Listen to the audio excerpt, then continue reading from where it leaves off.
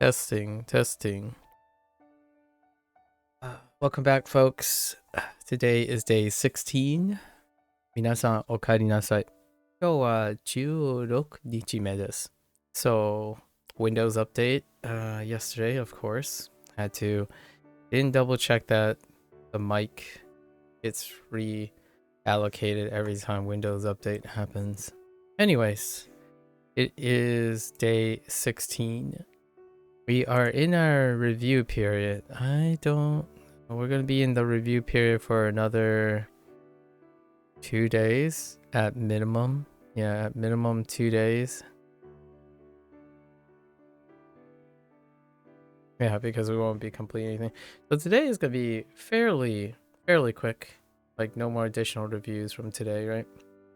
So 62, it looks like it's going to be until Tuesday before the whatever is in this region cycles back, right? That's probably where the 50 is coming from. Anyways, let's head into our review. Should be a fairly quick day today. I should open up a notepad in case we get any weak ones. Maybe we need to embellish here and there. All right, get into it.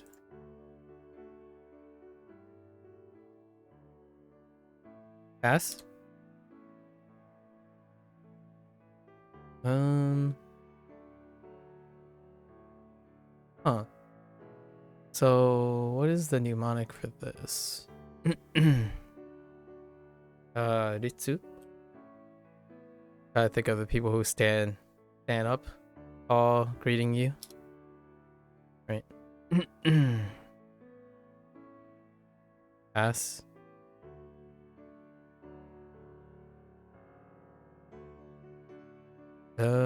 Televisions. Hit. Your car on fire. Whoops. Ah.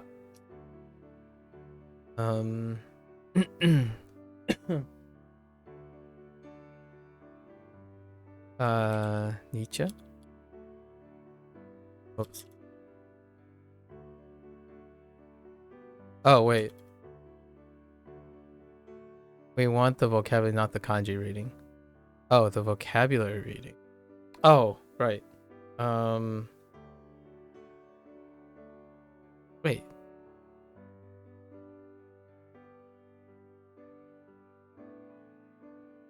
Are they going with... Hold up.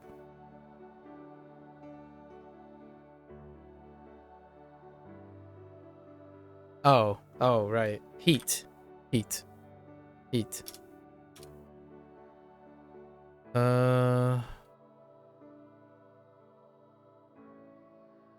Pass.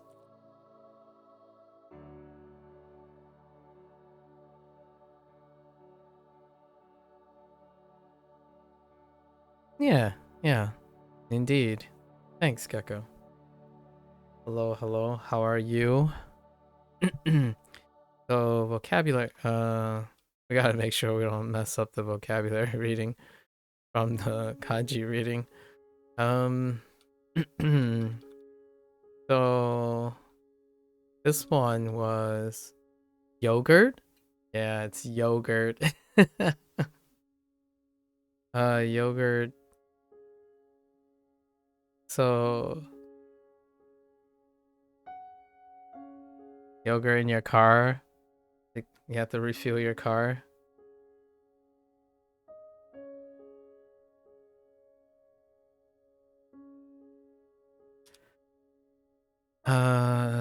This is a pass. Whoops. Okay.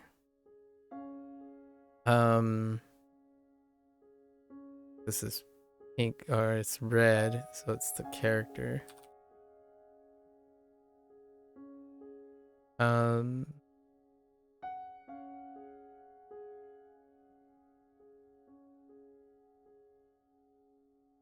Hone your skills.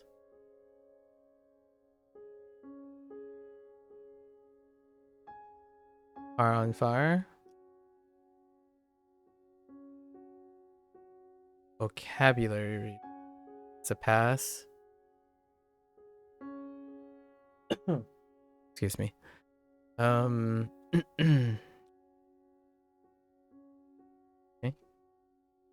Pass.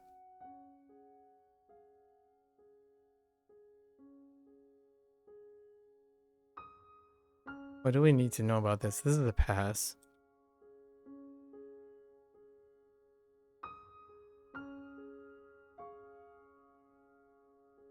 Pass.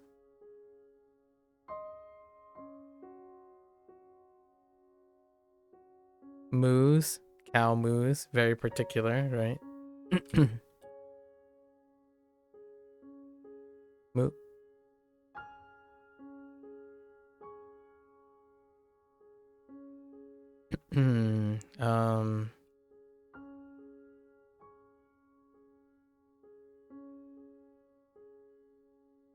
Nah, no ka on the 7th day.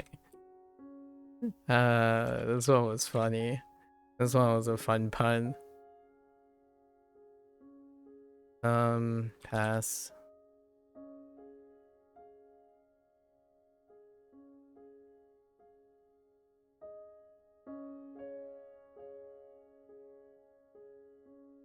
I wonder if they accept Arabic numbers. Do they accept Arabic numbers at Gecko?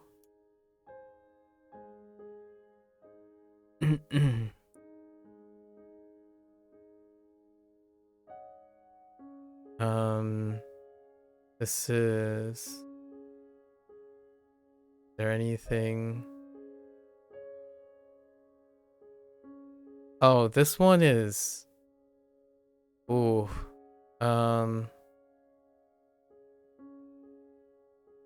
I don't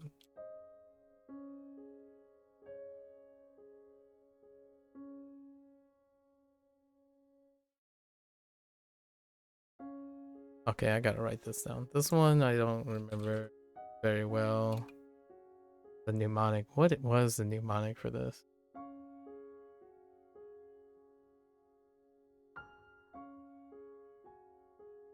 Oh, this time you got me. I actually don't know the answer to that question. Oh, the Arabic numbers. You can like, enter sixth day or like 16, 15, 14, like using Arabic. What was this? Let's think about it for a moment.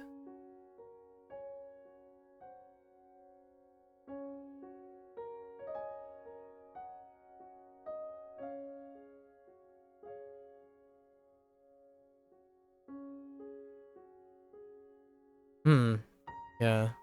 Not right off the top of my head. So let's go look. Oh, muy bien car. How could I forget the Spanish one? All right. It's a good car. I think I'm gonna do a British thing. It's a good car. I'll know it's a good car. It's a reference to like it's a British thing. Like when you say something, it's a good something, like, oh, that's a good shrubbery, right? So it's a good car, and I'll have to think about the Spanish of how to say it's a good car. Or a very good car, I suppose. It's a very good car. Let's throw in a little bit here, embellish a little bit more. I'm wondering, would you like a hint in a case like this, or would you rather not? No, I already know the read, so no, not really. You would want to make the mistakes so that you would revisit the page. That's the whole idea of them having a mistake preference, right? If you don't make the mistake and you get the answer, then you don't make the corrections yourself. It's kind of like one of the hallmarks of using SRS properly, kind of thing. Yeah. Whenever you self-correct from an outside source, especially if it's given the answer and not explained, a hint system is okay. I could see a hint system working pretty okay, where the person giving the hint actually has to elaborately explain something, a situation that doesn't involve any of that. So, for example, in this case, a hint that would be constructive is to, like, okay, so the hint system, here's my conflict with this. So, a hint system involves you having to gather all the mnemonics. You know what I mean? A Spanish flag? Yeah, yeah. So you would have to know the mnemonics, which that might not be a given every time. And also, you know what? It would work. I would say it would work if everyone pretended like they were playing charades or Pictionary, right? And it's the hint to the explainer as opposed to the hint to the actual thing. Because as you can see, I already entered the answer. And a lot of times, I get the answer without the mnemonic most of the time. So it is kind of funny because the hint is the mnemonic, if you know what I mean. So I think I'm okay with the hint for the hint. The hint for the explainer. However, I'm not entirely sure how well that ends up. Yeah, I haven't had too many hints in my life, so I don't know how I negotiate that. It'll be interesting. You can try it every once in a while. So hear me out here. There's another factor in play here. If I stop, that is a legitimate reason for me to record things. So like what I mean is, if someone hints, they would need to know when to do the hint. Because if you do it too quickly, it will make it feel like I have no discernible way of knowing which ones I'm pausing on and which ones I don't. Like right now, I'm actively pausing on the ones that I'm slowing down. So if it takes me like 2 seconds to do all the answers and one took 10 seconds, what is to say 1 minute is too long or 2 minutes is too long, kind of thing, right? That's kind of a tough call, but it is interesting. Yeah, my first thought was throwing up a Spanish flag would probably get you there. um Interestingly enough, I have a different mnemonic for this. So um the mage day is on the 6th day. It's that's all I usually say for this, for Mui. How does Mui work in terms of mage? It's largely because it starts with an M. That's not the greatest for Muy Bien. Yeah, ideally you would actually be asking for a hint with the hope that whoever is in chat knows what you're actually asking for. Yeah, and actually has the answer. Or actually has the the thing that I'm forgetting, right? Because oftentimes people think it's the task that I'm forgetting and not how I'm getting to the answer. And it's a little bit sticky for that situation, right? Some people like to follow along and they would type the answer and that would prompt me to read the answer. However, the answer in this case, getting the answer doesn't help fix inconsistencies. Explaining why it's inconsistent is the answer to the inconsistency. Yeah, I answer, yeah. So hear me out here.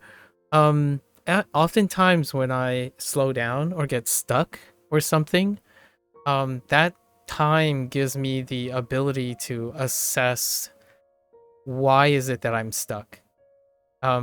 Not why do I not know the right answer. It's more what is it that makes this difficult to remember? And that's what I sit here to think about right now. Like, why is it difficult for me to remember muy bien car? And then I try to fix it, or I try to add it something to it so that it doesn't take too long. Yeah. So the hint might end up doing the same crutch that is already there. Like, for example, if you hint on a Spanish flag, but the problem is that it's in Spanish, right? It's a Spanish hint. It may not necessarily increase the odds of improving the speed, if you know what I mean. So it's kind of one of those things like, which direction would you go? Would you double down on the mnemonic, or would you go and figure out how you would make this more memorable? Which is interesting, because I'm not saying one or the other. That the person themselves could go down a path that makes it more difficult, and then the person who is trying to provide the hint might actually steer them into a more interesting direction. So it's kind of up in the air, right? It's very difficult to know.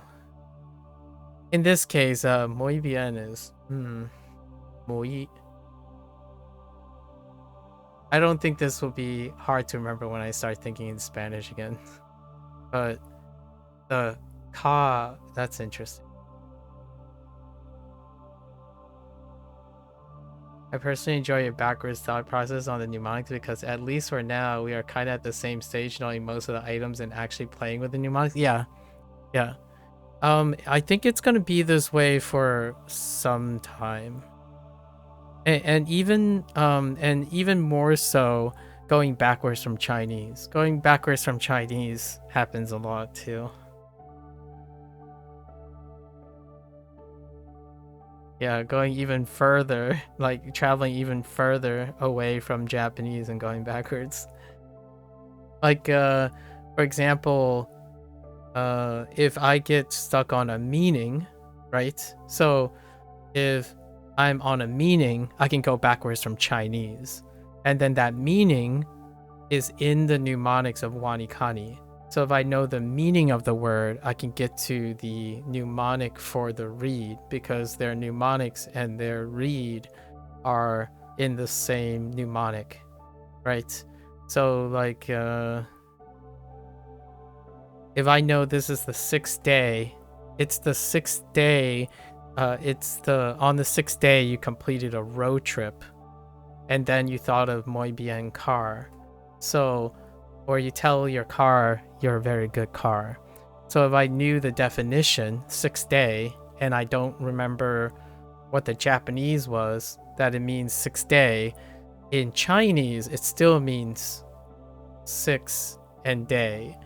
So you could go even further back to Chinese, get a relative idea of the meaning of the word, use a mnemonic to get to the read, which is why WaniKani and Hanzahiro are great companions for each other, because lots of times they also have very similar common day vocabulary, because they're both probably slightly cognizant of curriculum-based things, and lots of the very common characters and even the very complex characters, maybe not in the middle, but the complex characters and the common day characters tend to have commonality.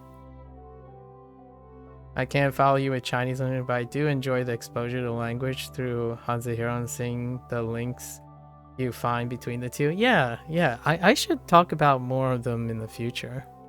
Right now it looks like it's counter-centric, right? I think it seems like level 2 is pretty much as many counters as you can get. It's a great way to introduce a lot of reads, or get used to a lot of reads for like get used to Rendaku and whatnot very early on. Good evening, Blair. Did you eat yet? Anyways, this one will reinforce at the end. So muy bien car. Hear me out here. Since we talked about this already, and then you talked about the Spanish flag, which I also thought about the Spanish flag after the fact, that in itself is sufficient to not make this a weak spot anymore. Isn't it wonderful how the mind works? So not only did you not provide a hint after I hit enter, the idea that we talked about it makes it all the more memorable. So this will, the iron, I guess the irony here is this will probably not be a term I will forget for any time sooner, because this is the spark. It's the trigger for the discussion in the first place. Weird, but that's how it usually goes. And then you forget everything else. This is a swing, right?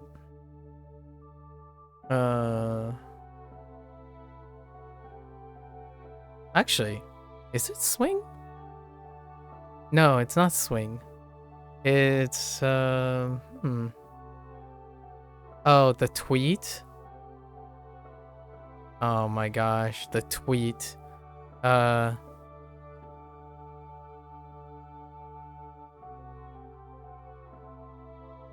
this is the tweet.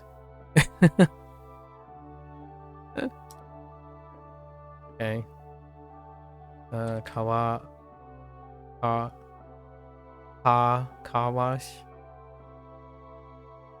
Yeah, that's a pass. I like this one. This one's fun. I'm definitely gonna draw a taco field in the future, for sure. I think this is a pass for, at least for rice patty. Pass.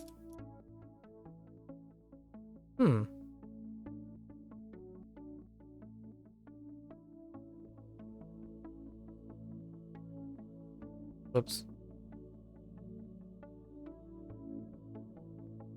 What happened on our second day?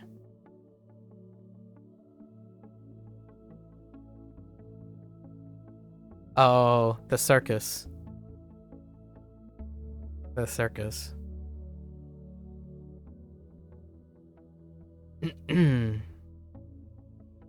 This is a pass. Oh! Oh, whoops. The knob. Oh no, I did the knob thing. That's fine. Okay, it was bound to happen eventually. The knob thing. That was power. Or strength. It's fine. It was bound to happen when you're not paying attention. Let's see. Did we already talk about this? Was this a pass? This is a pass.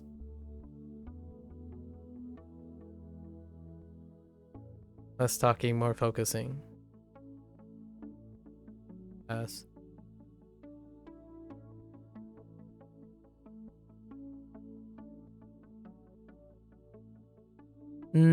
I think it's a little different.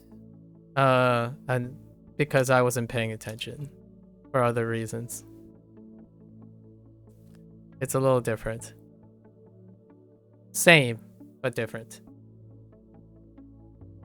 My mind was more focusing on our conversation, where I was still developing the conversation in my head while I was typing.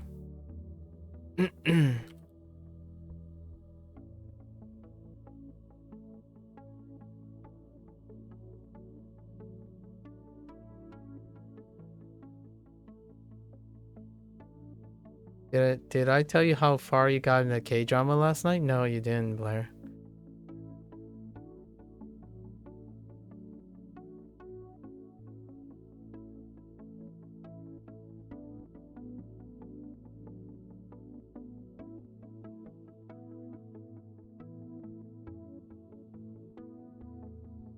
Defectly betting on poor old Chad, I see. Yeah. Not again, same but different. I was thinking of the conversation, it was after the conversation. I managed to stay up all night and get halfway through episode 5. Yeah. Oh, episode 5. How long does the K-drama go? Yeah, no. It's a different story. I was having an internal monologue. Internal monologue as a result. That usually happens. The episodes are almost an hour and a half each. Dang. Oh, that's a long K-drama. I didn't realize K-dramas have hour-and-a-half episodes, Blair.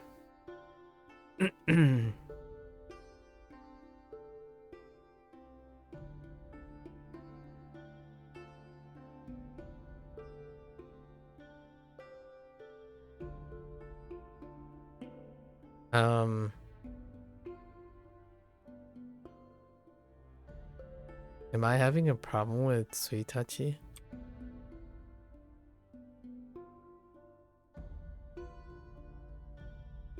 I feel like I'm missing...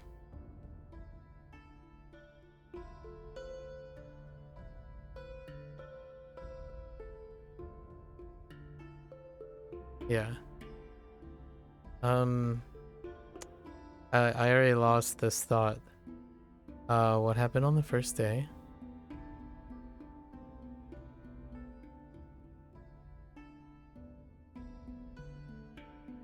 Right, our first day.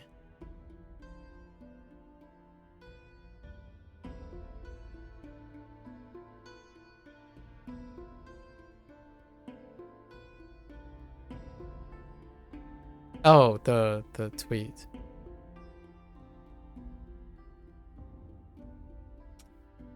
Right, the cheesy tweet. Yeah, tweet a cheesy thing. This one's kind of tough because I don't tweet. Like, there's no tweeting. How do I embellish this a little bit? Yeah, I don't tweet at all. So...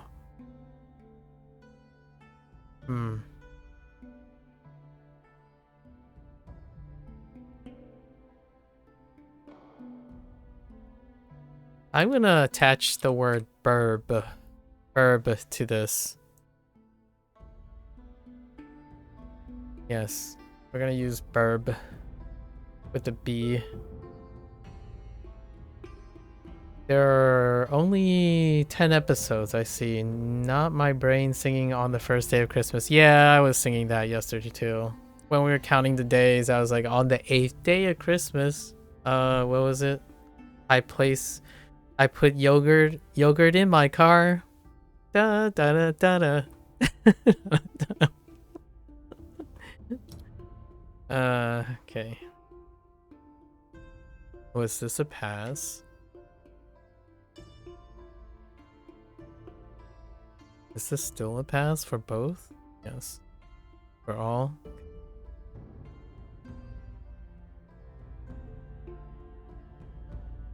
Pass.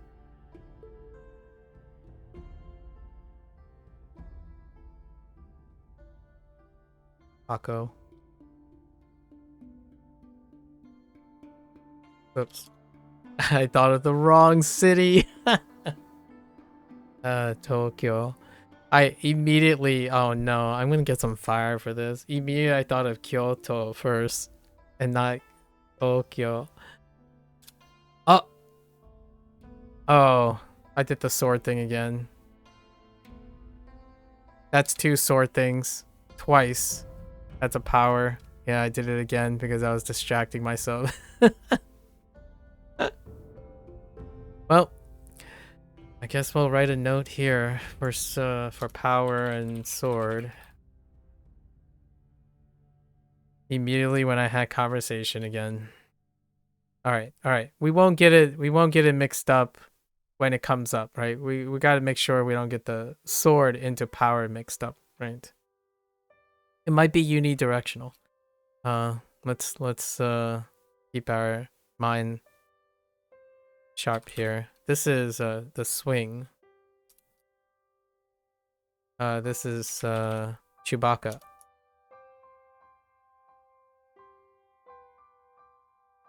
Pass?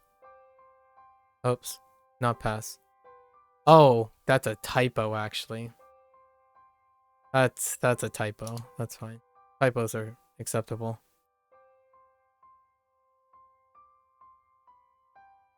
Pass. Pass.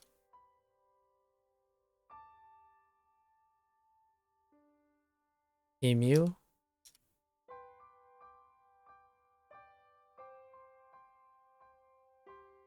How are you enjoying the K-drama so far, Blair?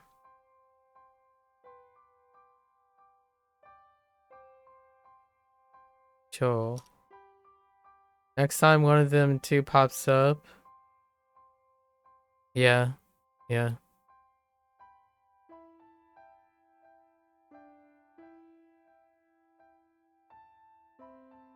I think we are only gonna write power actually for this.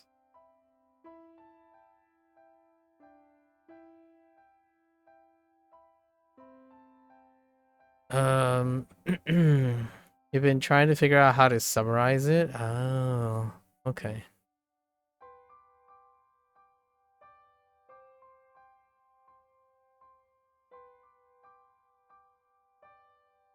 I should have refreshed my memory. It's a romance for sure, very back and forth, hot and cold between protagonist and love interest, the goblin. I see. Goblin, huh?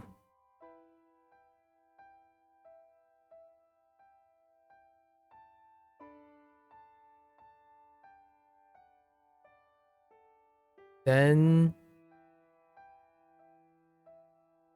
you have the whole Grim Reaper thing. Oh.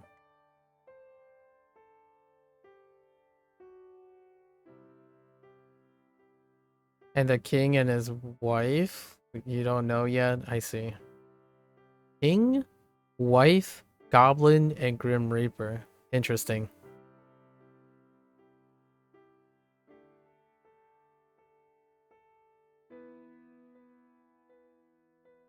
Hmm. What was this?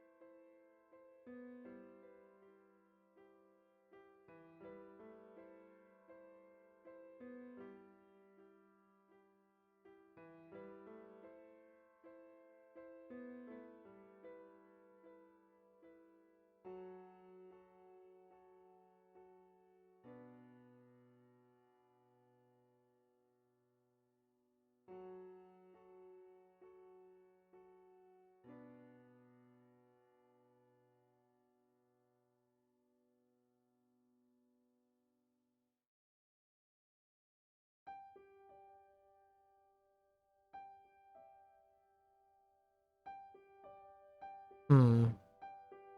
Sorry, I keep thinking about the drama right now. Let's blank our headspace here. So maybe it's ass, the cheeks. Pretty sure it's cheeks, right? No, it's not cheeks. Oh.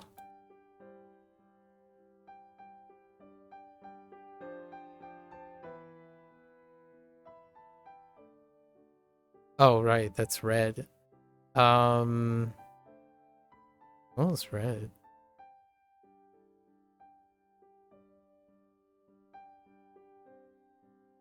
Hmm.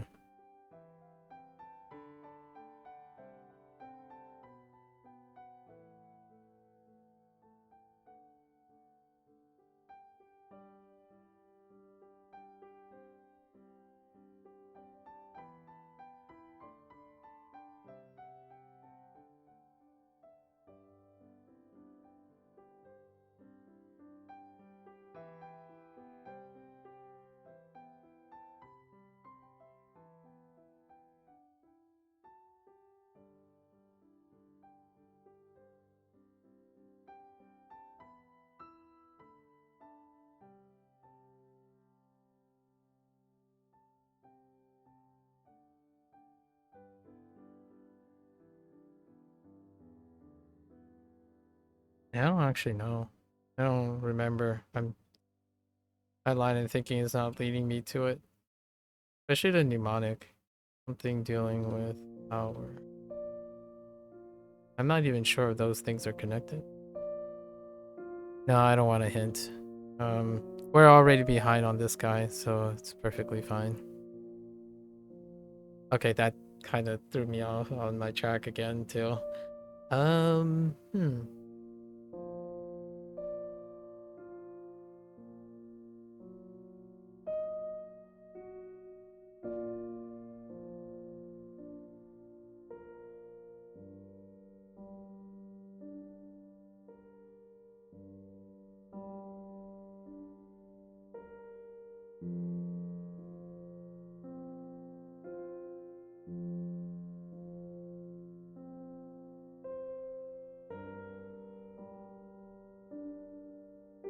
Oh, it's Power Rangers.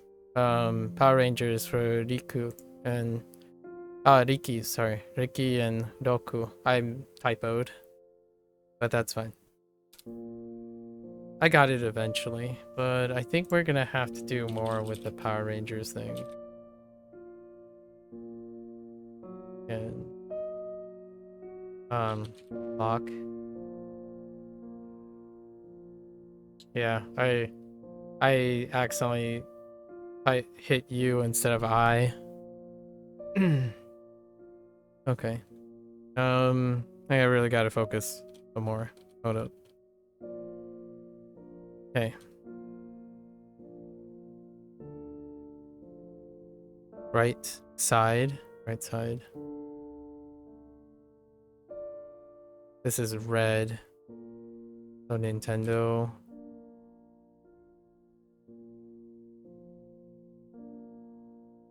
Pass.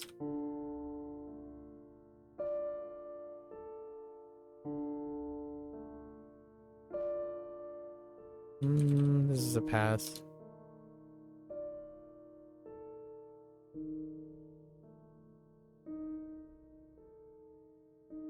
Pass.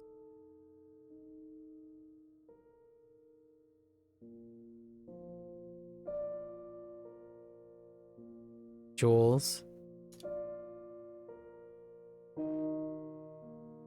How'd I screw that one up? Typo? I think that was a typo. Pass. Pass.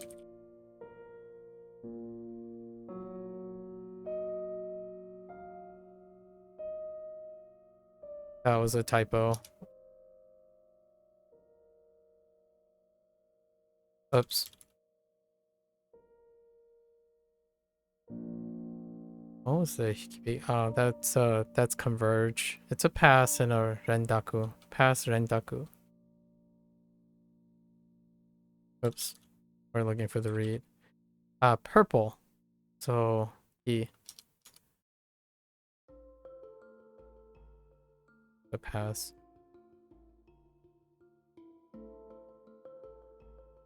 Right. Oops. The oops. Youths. Pass.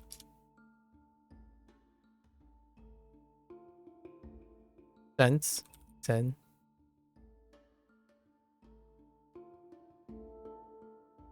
Sheep.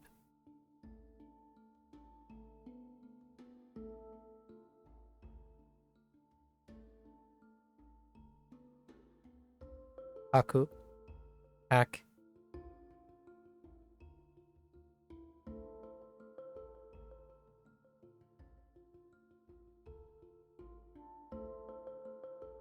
I don't think they changed it.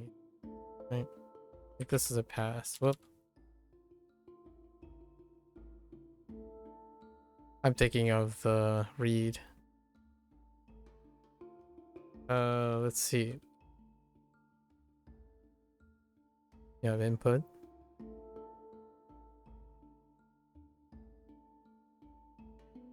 Pass. Pass. Pass. Pass. New. Doors of opportunity.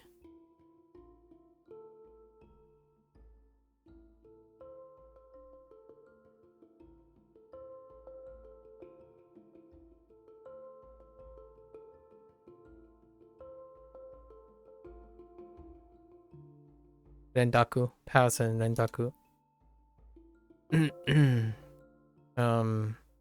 This is red. So Kuchiko onomatopoeia. No. Oh. That's the purple one. We're doing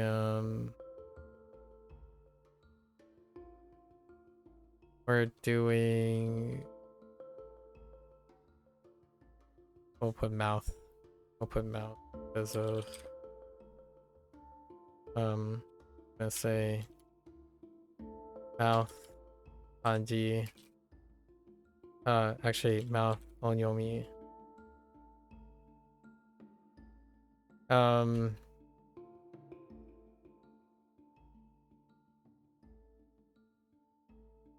O's mouth, right?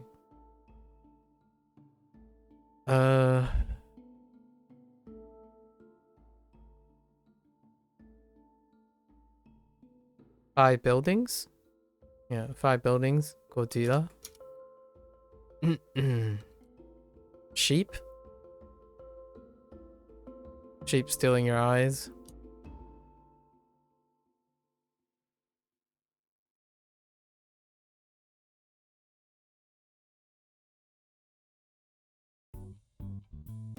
Saw. Whoops.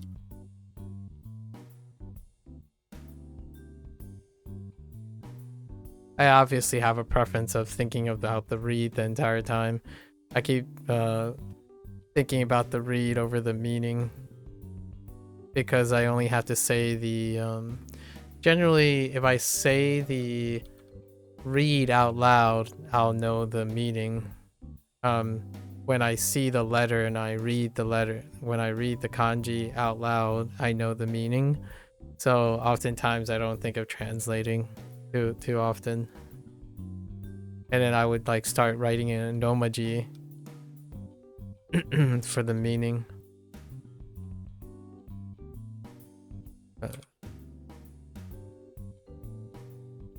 Pass.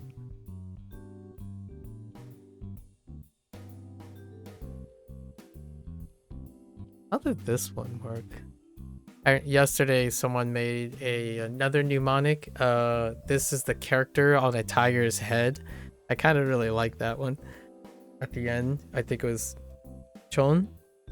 Yeah, Chong said mark on a tiger's head. I'm like, oh, that's kind of cute.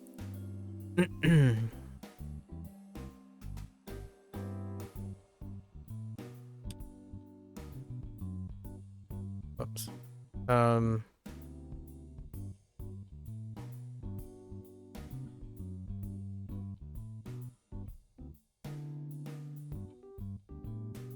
that topic, do you have an opinion on the randomized review order for meaning and writing? Random is king, or for me personally. If you can't do it randomly, humans are very. It's great to start off with order. Order can create approximation. However, over my lifetime, I've realized that order is great as long as it's functionally in that order. In terms of vocabulary, I do both. I do order afterwards. Maybe not so much right now because of the way WaniKani displays their information, but generally I order the stuff myself, like categorically. So if you have something that's randomized, it's great because then you have the opportunity to order them yourself. You can have a program to order them for you, kind of thing. Like for example, Duolingo's approach is to gather things by theme. But as much as they try to gather things by theme, you need other themes. You need other things to place them. And then if you remember a random order, right? Like if the order is random, as in no association, but it is repeated in the same order, right? Multiple times, that can help with very specific tasks, provided that that order is practical. Otherwise, if they're not practical, I tend to go into randomize most of the time. Largely because it keeps them separated until you find the order yourself. Oftentimes, discovering the pattern in a random order is, in my opinion, functionally more effortful than having them ordered for you. So, for example, like you could learn 1 through 10 in order, right? And functionally, oftentimes 1 through 10 is kind of nice in order. right? Where you'll use that task, so it has some application. However, oftentimes it will lead to something like you're going to count 1 through 10 all the time in order to reach a specific number, which I still do, by the way, up to this day. So like, for example, in order to normalize my Mandarin, my Fujianese, and my Cantonese, when it comes to numbers, I count them to make sure that they sound like they're together. So like 8 nei san saying oh no take by gao say e r san si, right? Si wu liu qi ba jiu jiu shi, and then ya yi san sa wu. I don't actually know what 5 is right off the bat, right? 五 1 2 3 4 5 5 6 9 7. But I'd say I can't get the Cantonese now because I have to count up from them. So I don't know. I think you gotta wager what type of stuff you have. Like I'll give an example from science. Science, the order of operations matter. A lot of times the order of operation matters, so you remember in a specific order and you can use that to your advantage. Like how to do unit analysis. Like what are the steps to convert feet to centimeters? The unit analysis, if you get used to it, you can remember the order. So then if you remember any step of the order, you can remember the flanking stuff, right? And the reason why I use unit analysis is because that's an abstract type of thing. So you have to remember them raw. The order is what makes it a lot more approachable. So sometimes when people think about things as single steps, it can be tough to know the conversion factors and for unit analysis to convert from like different types of measures to a different type of measures. Like for example, if you try to remember Avogadro's number, when you try to remember Avogadro's number, you remember the order of the numbers, because if you remember all the individual numbers, it won't become very useful. I meant more the fact that it is randomly asking you for meaning or random first, which results in starting to type the wrong thing frequently. I still do it after years. I don't think it's typing the wrong thing. It's because you didn't enter anything yet. It's literally written on the screen what is expected, but I wonder if there's maybe another clue that could give to improve that. It really isn't. It's reading comprehension. You're being complacent, but you didn't really type the wrong answer. You had the first thought in the order of the thought you prefer to use.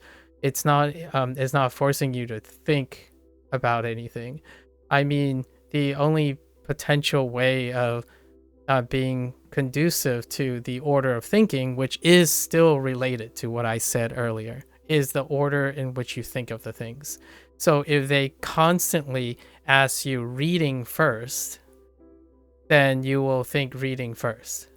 If they constantly ask you meaning first, then they'll think of meaning first. I don't actually think that is what's happening by the way they're doing it, because there is random, right? As far as I know, it's random.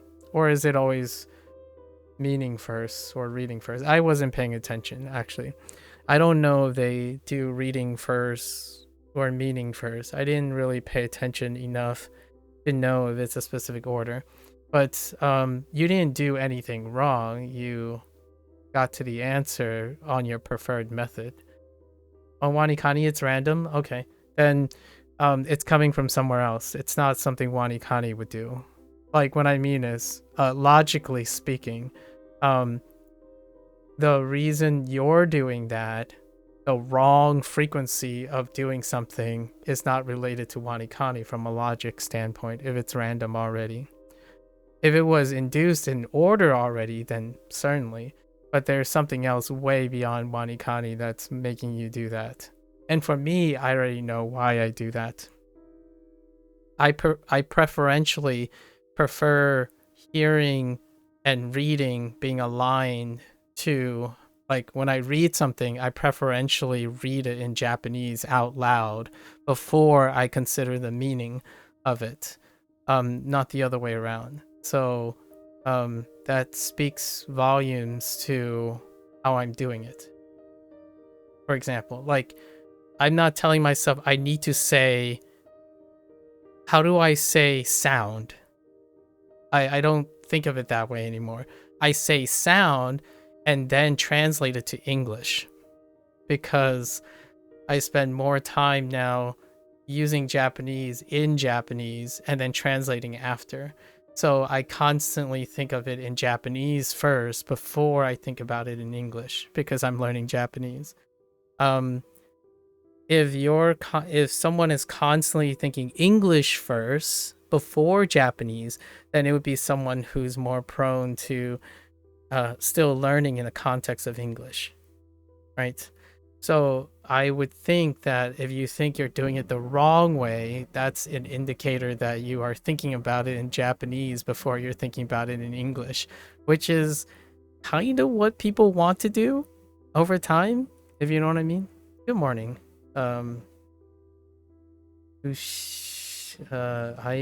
Tuss? I'm just gonna call you Tuss. Tush. Tashinaran? Tashinaran? Sounds quite a name. Yeah. So if my inclination is, Gecko, that since WaniKani still ask you for definitions, largely because you spend so much time in Japanese, you typically think of Japanese first before you translate it. And I do that preferentially, largely because that's kind of what a lot of times when you're immersing and stuff, that's what happens, right? So I don't really say like, oh, this is king. What is king in Japanese? For example. This is a different example. Here I didn't actually know this character. I didn't know this character was king. So I start with king, and then now I have to go find the read, because I'm not used to seeing it and saying, oh, this is the read I'm looking for, and then translating to king. So I think, to me, since you do that frequently, you're always starting to type the read first or something, is a good indicator of where you are in with each character. So like, if a character that you have constantly starts with the idea of the English to fetch the read, then it gives you an idea of what came first. And then if you keep typing assuming the randomness is your only source, right? At least that's in my opinion. This is assuming you don't read the instructions first, which I typically don't read the instructions anymore. I actually try to associate the colors, but that's because I'm being complacent. You could always remind yourself to read the instructions first, which I'm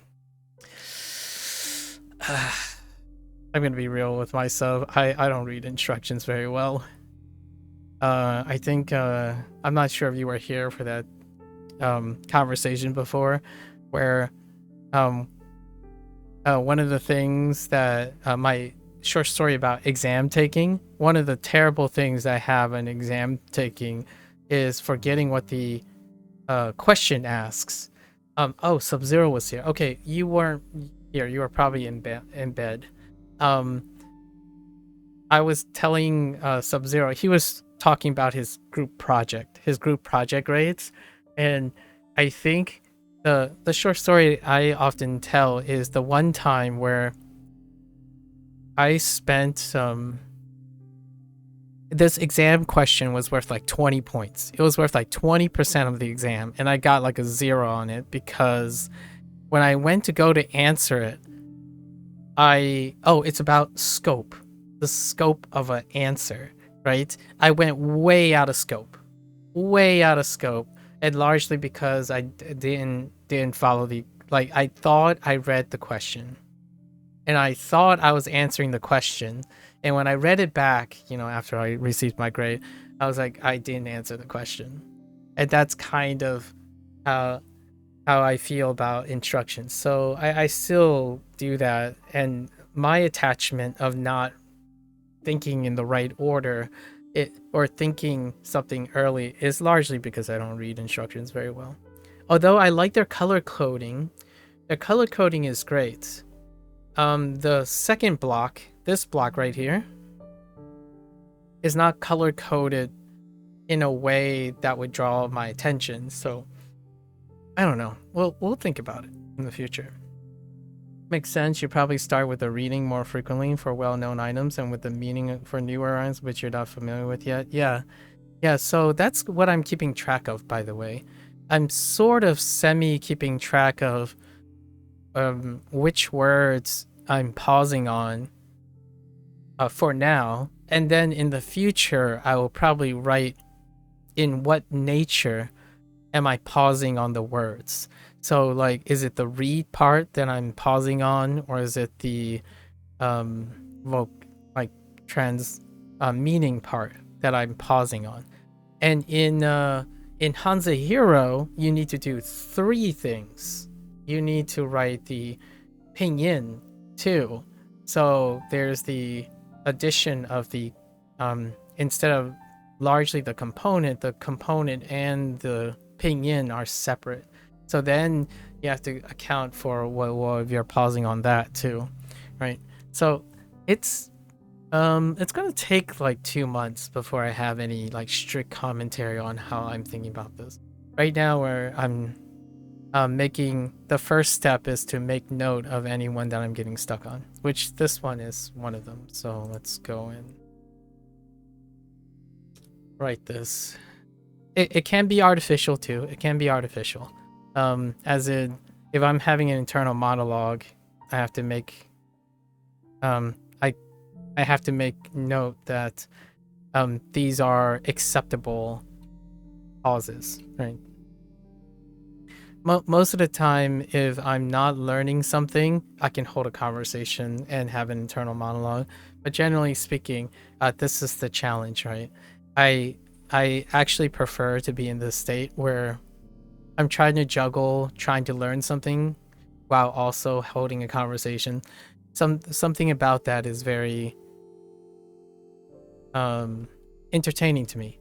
It's not ideal though, but let's keep that in mind. I think for a lot of people, when people think of quote unquote multitasking, there's no true multitasking, right? In terms of how we understand how our brain works.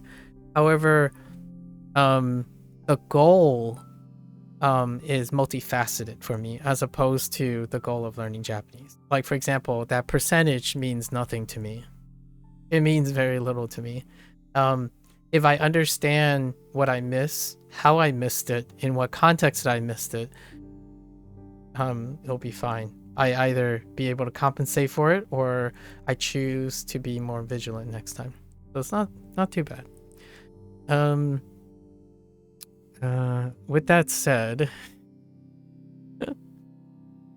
what was the mnemonic for the king? So it is a pass on the king. And then it's oh king. But why does it look wrong when I type it?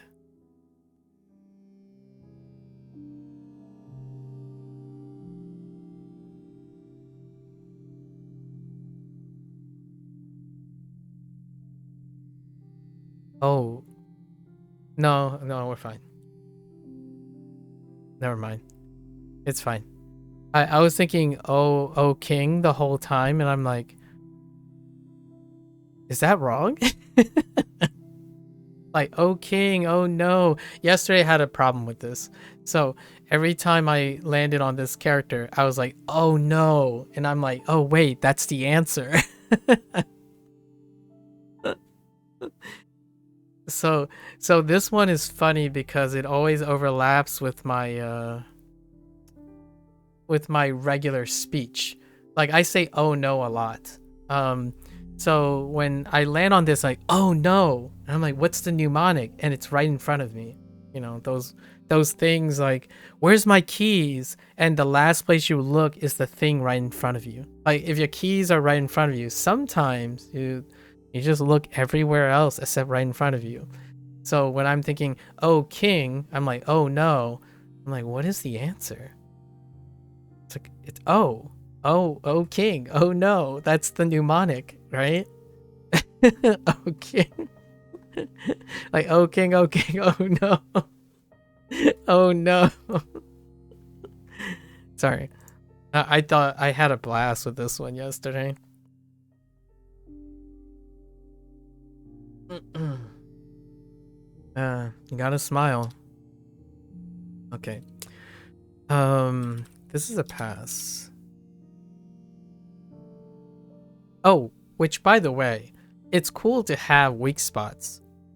To me, it means that I know how this sounds, but whenever I make a mistake, it's not a bad thing. It just means I can improve it. I know that sounds like a rationale, but I enjoy being able to review something at the end of a session. Yesterday I had like Cho, that's about it, and I squeezed 3 other things. But today I have 4, so that's not too bad. It's always nice to reform. You recently watched Hunter x Hunter Chimera Ants art? Oh yeah. Don't know if you. I've seen all of it. Yeah, I'm still waiting on that guy. Bless his health. Hopefully we see a closure for Hunter x Hunter before his before, you know, natural causes. But they sure do say, oh, they say that a lot. Oh, you know what? That was before I learned Japanese. So oh, I see what you mean. I'm thinking back to it. It's been a while since I watched Hunter x Hunter. However, oh was in Osama desu. So Osama, the Ranking of Kings anime that I recently watched. So, maybe like 2 months back, 2 or 3 months back. So there's a lot of Osama desu. Lots of Osama. So you probably still get a lot of practice off of that. It's about Ranking of Kings, so you get it a lot too. But the Chimera Ants arc though, that stuff, that's why that's easily one of my guilty pleasures for anime. That theme, existentialism, dang. I'm on the 4th season of Attack on Titan because I haven't seen it, but I rewatched all 3 seasons that I have watched maybe like 2 years ago, largely because Zao, the other person that I've been talking to recently, I asked them, like, you know, anime, like, what do you watch? Like, they brought up anime and they said Attack on Titan, and I'm like, okay, well, now's as good a time as any to watch the final season, the one that was produced, the 3-part final season for that was made by Studio Mappa, when they had like the production negotiation issue with Wit Studios. So I'm the reason why I'm bringing this up is because Hunter x Hunter is that Chimera Ants arc is the Sparks Notes version of Attack on Titan. Chimera Ants arc is Attack on Titan, but that mangaka, the guy who wrote Hunter x Hunter and then Yu Yu Hakusho as well, lots of classical shonen seinen themes came, like, were heavy, like there's heavy inspiration from that mangaka. And watching Attack on Titan, coincidentally right now, yeah, that if you wanted to have like a thematic parallelism that's drawn between the Chimera Ants arc, it's pretty much the entire basis of Attack on Titan. The idea of you know, let's just say competing species or organisms for a shared resource and existence, right? And they are conflicted by their grossly counter difference in survivability, with a bit of a low fantasy human intrigue. Attack on Titan is your favorite piece of media ever, not only anime. So I'm not getting starting on that right now. I know it's pretty popular first pick though, so not very original from me. Hunter x Hunter is I'm the reverse. I think Hunter x Hunter is one of the classics. Hunter x Hunter and Yu Yu Hakusho. Hakusho is one of the classics. In terms of piece of media when it comes to anime, Attack on Titan is a very niche thing, so it doesn't overlap and it has a non-compete with other types of things like FMA Brotherhood. There's a non-compete with them, so it's difficult for me to say if I would. I can agree with you most of the time that it's an not very original pick. However, it is original in the sense that it's a non-compete with a lot of things. For example, Steins Gate. You can't. It's difficult to say Steins Gate is a unique pick away from Attack on Titan, largely because their subject matter is incredibly. There's an incredible distance between them, right? Steins Gate would be one of them. Frien, right? Frien from last year, or maybe the year before, last year. It's a very different thing than Attack on Titan. Although Hunter x Hunter happens to be one of the originators when it comes to that type of thing and has a soft spot. Maybe I should read the manga. I like Hunter x Hunter a lot, but the anime left you wanting more regarding several characters and storylines. I can probably guess which of those characters and which of those storylines, and I'm not entirely sure as to. I haven't read the manga myself. As far as I know, Hunter x Hunter, the manga is beloved, right? It's beloved. It's to the point where there's a. I don't know if you're familiar with the story of the mangaka, but the mangaka have often had a lot of health issues. So, even past the success of Yu Yu Hakusho and Hunter x Hunter, the Hunter x Hunter is not complete yet. So I'm not sure. This is not a spoiler. I don't think it's a spoiler. Hunter x Hunter is not complete, largely due to the mangaka's health. Like, so there's constant every year. It's kind of like the. What is it? It's kind of like the Silk Song meme at this point. Every time the publisher, maybe the publisher who is involved with Hunter x Hunter, or maybe like there's a celebration of Hunter x Hunter's anniversary, everyone's like holding on their bated breath that maybe they'll get good news from the mangaka or the animation studio that's involved with Hunter x Hunter to like release something. And the last time this happened was actually last year, I think. It was last year, and it ended up being a Hunter x Hunter video game. So, next, maybe 2025. So, hearts out goes to the mangaka, but the guy's health is often in a roller coaster ride. And let's just say the anime studio did a well way to leave it open. It's largely kind of how other like shows and TV shows go about their way, like until they were able to see it through. Like Hunter x Hunter for me is like waiting for another renewal of Hajime no Ippo. Hajime no Ippo's manga has far like there's so much material on like to contrast.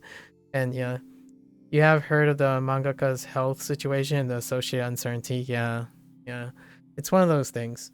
Yu Yu Hakusho had a live action Netflix published show recently, and I enjoyed it. I mean, again, it's gonna come down to the whole production cost, the length, the detail. Like it's a shorter micro series, so it's not gonna, and it's gonna leave you wanting if you're a Yu Yu Hakusho fan. And then anime, manga, those are different mediums. So yeah.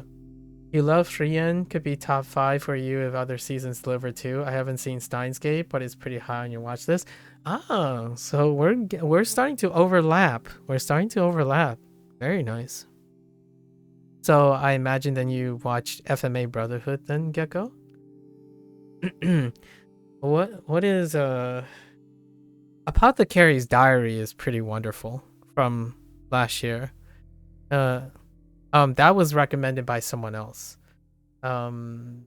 Maybe let me think. Somewhere mid 2024, there was a pharmacist or a student that's going to school for pharmacology, and they were learning Chinese, and they mentioned Apothecary's Diary, which sets in China. However, it's a Japanese animation studio, and writing. It was really good. It was a excellent hit from 2024. Yeah, last year, I think. You enjoyed Apothecary's Diary as well, more than I thought you would. Me too, actually. Me too. Just started season 2, which I very much look forward to. Oh yeah.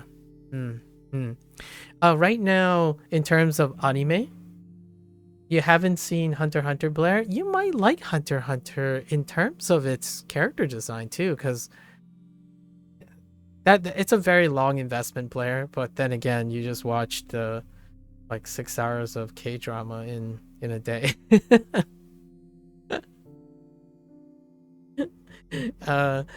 What you call it? Right now, I'm looking forward to. I usually wait on these things, but I'm looking forward to seeing how Sakamoto Day turns out. Yeah. Why am I being called out? Hey, you shared it, Blair. I'm just saying, you shared it. So I'm waiting for Sakamoto to conclude its first season. So I'm gonna wait patiently for Sakamoto. Right now I'm finishing Attack on Titan, largely because then I can talk to Jiao about Attack on Titan. But we can totally talk about Hunter x Hunter. Oh, Hunter x Hunter. I might even rewatch that. If they announce something, I would totally rewatch that all over again. You're waiting for Solo Leveling to finish season 2? Oh yeah, Solo Leveling is happening at the same time too. Yeah, lots of wonderful things. Obviously, I'm fairly patient kind of person, so we go with it. At the start of an anime season, so right now, I'm usually starting out a few shows that pique your interest, potentially eventually dropping some along the way if they disappoint. Oh, okay. I have not distributed enough time for anime, so most of the time, anime is liberating some of my time to watch. So when something is brought up in a discussion or something that's very topical, I tend to explore them. While trying to catch up on your classics in the background, I see. Purely, I think at the moment, I purely watch anime as a vehicle to relate to other people. Anime is far more interesting when I'm watching it for empathetic reasons. Other than that, I actually watch modern dramatizations. So like things that deal with mental health, dispositions. They're usually of Western culture stuff, because in Asian cultures they don't usually tackle that type of setting too much. You might be thinking there are examples. Yes, there are examples that tackle that, but that is a very sensitive cultural difference when it comes to like things in Japan, Korea, and China. In the West, large amount of that is focused on those things. So I watch a lot of those type of things. Oh, it's also exposure to Japanese if you really need an excuse to justify watching more. Yeah, yeah. Um, everything's multifaceted, you know? It's kind of like your cute little story about Pokemon, sharing a Pokemon time with your daughter. I treat strangers sharing as a perfect time to invest. So when someone shows, like, if someone talks about food, I'll double down on food, right? Generally speaking, that's how you increase your odds of keeping people interested, like in conversation and whatnot.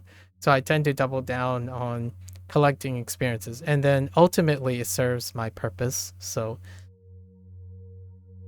social experiment be darned. Generally speaking, the more rapid you become at adopting other people's viewpoints and trying to relate to them, the more rapid you can do the process. On top of my already strong identity, I have a fairly strong identity at this point. So not too shabby. I do consume a lot too. Like for example, this past I watched the first, second, third, and whatever of fourth season. That's the last 5 days. Within the last 5 days. I do watch it because now I can also hear it and see it while also doing my review. I've been reviewing and prepping for my Duolingo Japanese review next Tuesday. So I do that on the side. So I'm like writing Japanese while catching up with all the stuff. So it is a mixed bag, obviously. Attention is divided.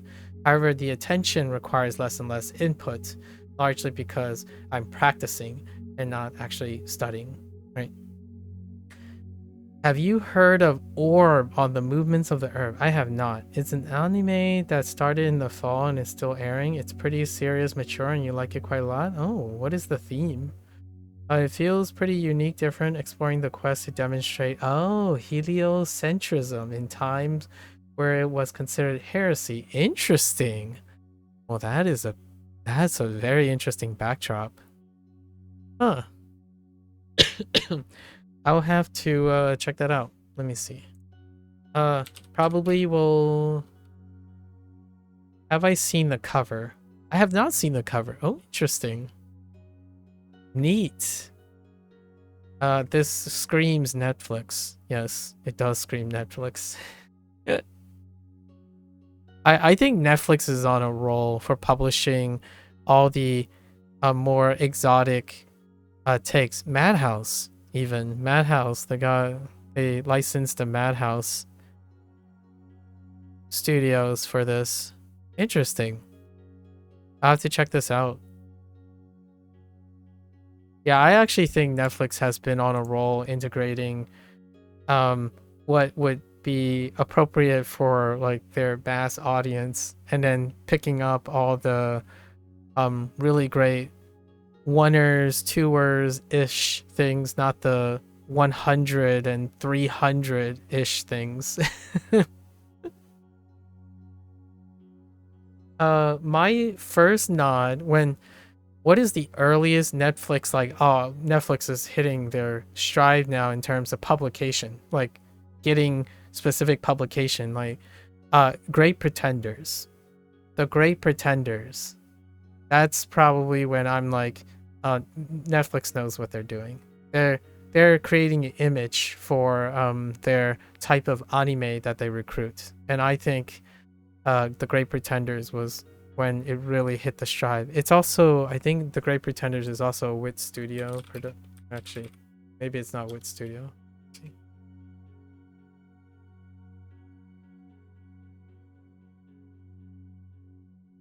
Wait. Is it called Great Pretenders? It's like The Pretenders? Not Great Pretenders, sorry. It's something Pretenders.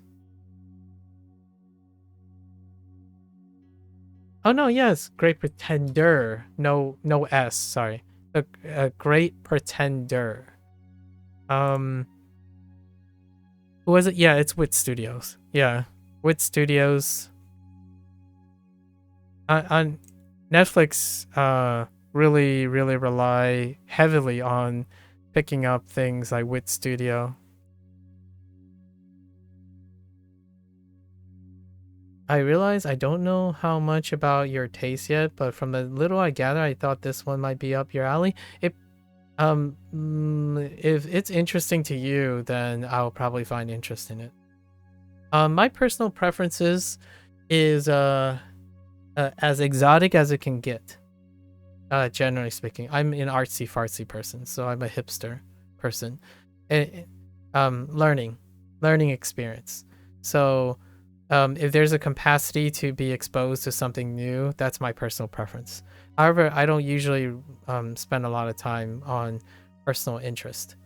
I know how that sounds, but when it comes to like personal interest, as in like if I read a book, it's usually inspired off of someone. Like someone suggested this book, and I read for the intent of understanding the person who suggested it and the writer of the thing. So most of the time it's involved in how much I can be profoundly educated while reading something. So like Chainsaw Man Dan Dan Dan feels pretty exotic. I say, yep, I already saw Chainsaw Man and Dan Dan Dan. Yes. Chainsaw Man is a great Mappa Studio type of there's a lot going into Chainsaw Man and the person who wrote Chainsaw Man, which happens to be, I haven't seen the person's recent movie, the Chainsaw Man's writer, which is the film Look Back, right? Did I get this mixed up again? Pretty sure it's the Chainsaw Man guy, right? Or did I get this confused again? I might keep getting confused with the guy. Oh yeah, it's the same guy. Yeah, Tatsuki Fujimoto. He's the guy who his newest thing is Look Back, the film. I have not seen it yet, and Look Back is like right down my alley. It's one of those rarer type of films that deal with a subject matter that I think Asian cultures don't tackle like openly too often. And Dan Dan Dan, there's a long history behind Dan Dan Dan too. The mangaka and the authors and that collaboration for Dan Dan Dan has a very interesting story behind that as well. So not so much in terms of serialized shonen, it has to be someone's favorite thing of all time, and they had to openly speak about it for me to be interested in it. So for example, not a single person yet has convinced me that I should start One Piece. However, I will naturally am going to start One Piece at some point because Netflix has reinvested on recruiting, sure enough, the studios that they're good at to re-image and create One Piece again. So, and then I watched the live action One Piece, which was fantastic in my opinion, especially given the history of live action adaptations of anime. Yeah. Knowing very little when you got into, I had very little expectations for Chainsaw Man. It really took you by surprise in a good way. Also in terms of an actual depth when you look behind the surface. Yeah. You never got into One Piece, but I did enjoy the One Piece live action too, which made me look forward to the new adaptation. Exactly. And it's going to be an adaptation under the hood of a studio that I've known to come and trust a lot of. If there's anything that Netflix has been pushing forth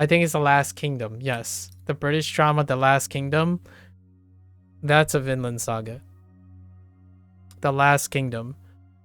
I don't know if I saw the last season though, because I was waiting on the last season.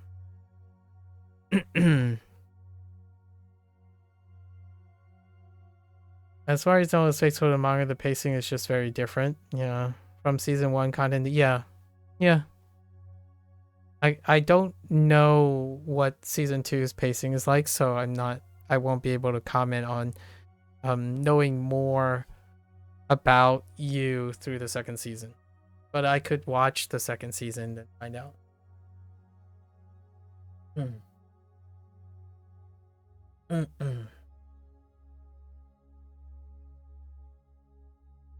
I know what is less from what the season 1 is. So that gives me a little bit of an idea of what it isn't, or what is not preferred over whatever the second season is. What is my type of pacing? If you watch Steins Gate, probably that's one of the iconic pacings. Steins Gate. Steins Gate is a good one. And therefore I won't say any more now other than it gets a strong recommendation. That's fair. Steins Gate is the most eccentric pacing I can think of when it comes to anime. And I think if I had to take a guess, since you prefer season 2 from season 1, thinking about how the pacing went, Steins Gate has, if I had to take a guess, Steins Gate starts with a pacing of 1 and ends with a pacing of 2 with a M. Night Shyamalan level of twistiness between the transition of the 1 and 2. So it's both. So like if I was thinking about it, you know, I don't typically compare it from one season to the other season. I typically think of it as a whole.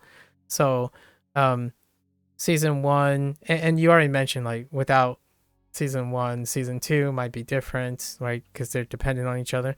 But generally speaking, like Steins Gate, if I had to take a wager, has elements of Vinland Saga season 1 and then Vinland Saga season 2 within one extended season, as opposed to multiple seasons.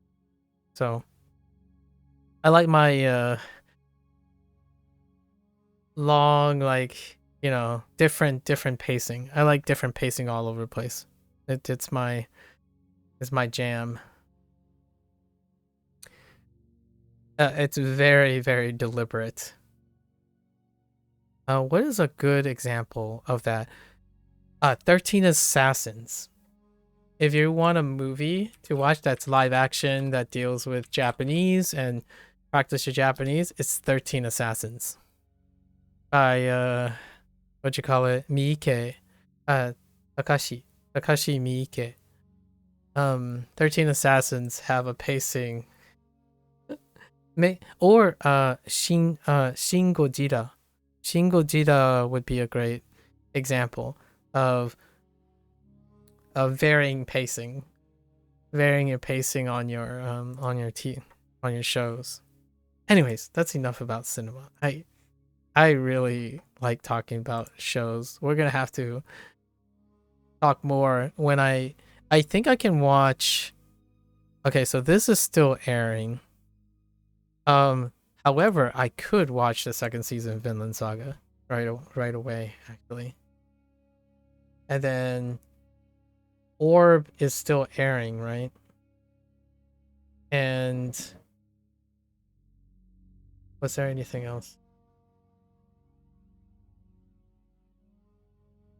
Yeah, so I'll pick that one up.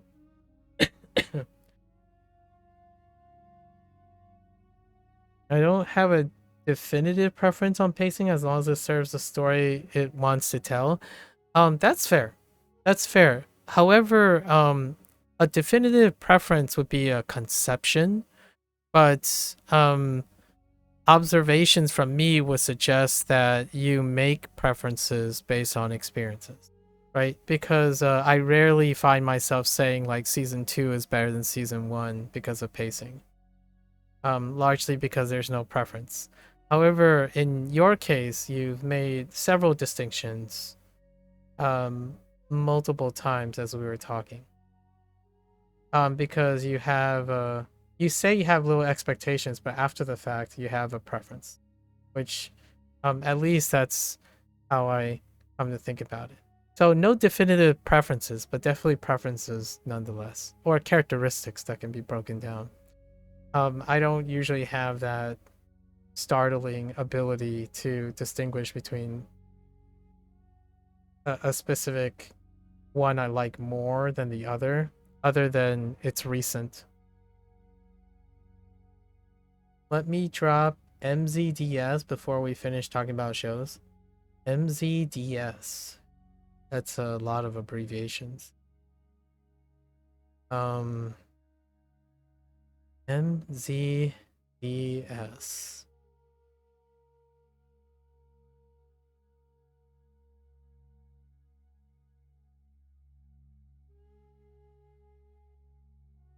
What has a Z in it?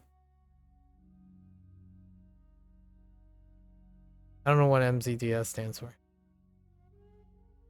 MZDS.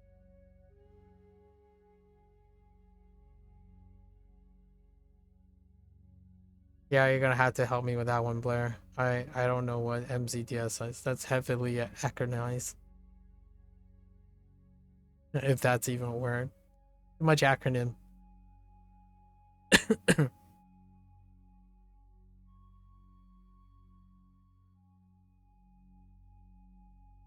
I prefer shows that other people prefer. The only thing that really tends to lose your interest is overly drawn out or too frequent action fight sequences. Okay, like set piece driven stuff. As much as I like looking at cool animations at some point, I'd look for more than that. Fair enough. I don't have a preference for that either. There was a time when I would agree with you. No longer, largely because I've become interested in animation. So like doing digital renderings, rigging, 3D model rigging, rigging visual effects. So that's comes with the whole like Wit Studios, MAPPA, and whatnot. So in a way, if the entire show is a set piece, it comes with a different type of mindset. So for example, Redline the movie. If you watch Redline the movie, it's an entire set piece. That's there might be maybe 1 minute here or there between set pieces, but the entire movie is a set piece. All action, completely drawn out, all the time. The Red Lines is a high octane for incredibly esoteric animation. Modao Zu Xi. Oh wait. Oh yes. Yeah, I've seen this. I've seen a promo for this. Maybe I'll go watch this too. Yeah. I don't actually know what the tones are on this. Mo Dao Zu Xi. Oh, Mo Dao Zu Xi. Yeah, I saw the promo for this too. This one's a long one. It's made by it's published by Tencent. Okay, I'll write this down too. And what, Vinland Saga 2. Alright. Some things to watch. Yeah, Red Line. That is some obscurity right there. At least it's a movie, so I assume it's not 20 hours long. In any case, I'll help you end this tangent by going to bed. I'll gladly pick up another. Yeah, I will keep you updated. Obviously, I only have time to do like 6 hours or so every day, so this will be in the queue. We got some cues to talk about. Discussions for the future, ruminations for the future. At least we're not telling us each other to watch something like Boku no Pico or something. Shh. I'll only say this once. I'll only make the Boku no Pico joke once, and then that's a good night to you, Gecko. If you're really curious and if you're not familiar with that joke, fair warning. Fair warning. Looking up Boku no Pico. It's not as crazy as it sounds. It's just something. It's one of those things like someone comes up to you and say like they recommend something that is universally pandered as something. I'll pretend I already went to bed and didn't really know of it. Which, yeah, that's all I know of it too. I saw a few screenshots when people are like, "Oh yeah, you should watch this." Like, really? Or High School of the Dead, DxD or something. I'm like, okay. All right. Good night, Gecko. Good chat. Good chat.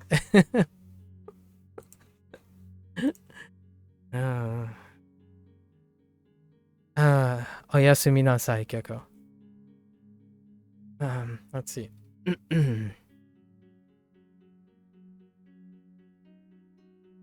Well, what happened on the third day of Christmas? On the third day of Christmas. Oh, I'm driving Ko. I'm driving Ko to the wherever he has to go. Me. That drives me. Right. R. Mika. And then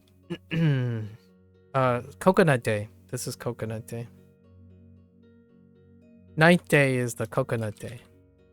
On the 9th day of Christmas. 9 coconuts. Coconuts. Okay. Alright. Okay, pass. Whoops. Narwhals use saws in their left hands because they're all left-handed.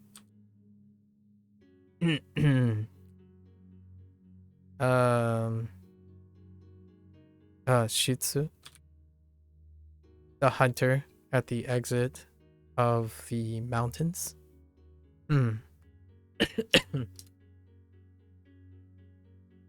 Saw. You lower something by sawing it down.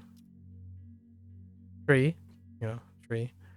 Exit. Moon running away from the sun.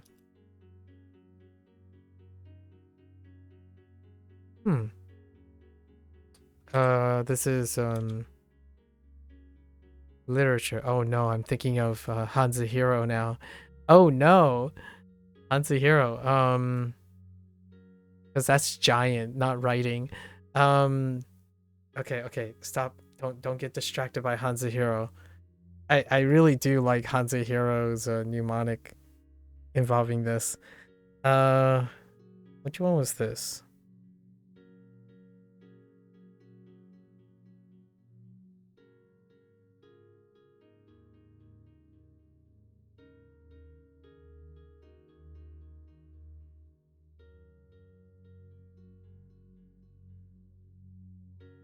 Writing. Guess I'll write this down too. Writing. I did go over all these kanji, right? Oh, yesterday I didn't go over the reads. Maybe I should write all the reads out. Yeah, I should write out all the reads. This is the bun monster. Bun monster.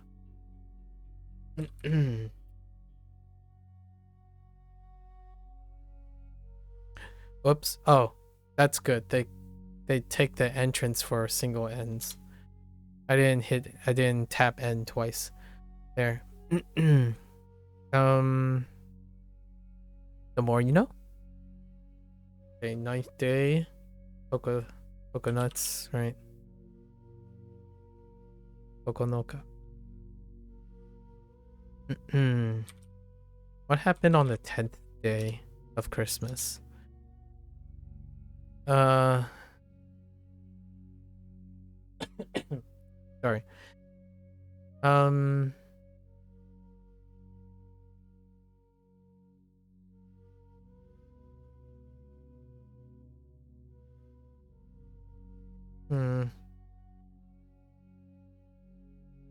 All right. Have to use our legacy knowledge. What happened on the 10th day?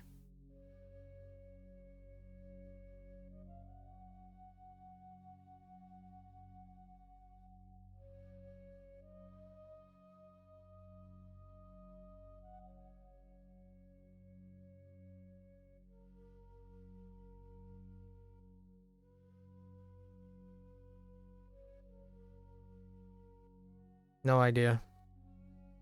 Oh. Oh, whoops.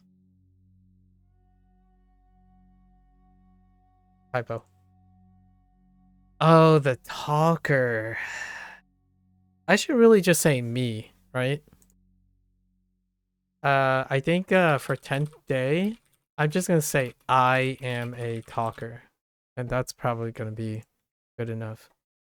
How long can I talk for? Definitely not 10 days. I can barely talk for 6 hours. But anyways. we'll use that. Okay. Gotta make sure I include the Y. And the lid, the coins in the lid on the jar or the head are round. Right. This is a pass. Left-handed narwhals. Pass. Well, actually, no, not pass. Talent comes with age. Right? Talent comes with age. Ne?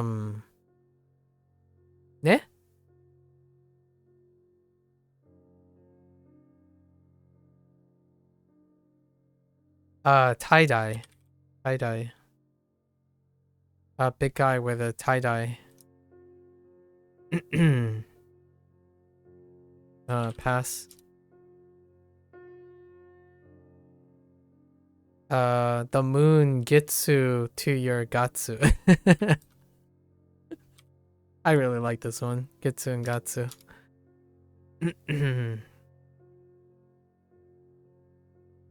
What did they call this? Sentence? The sentence work? Yeah, sentence works. And writing. Okay, writing still works. Okay.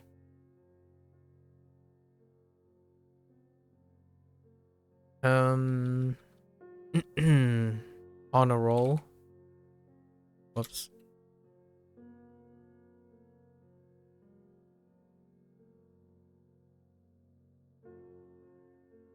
Oh. Onyomi.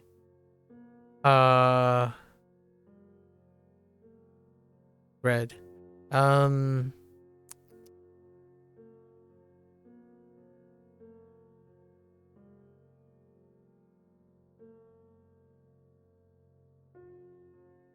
Oh,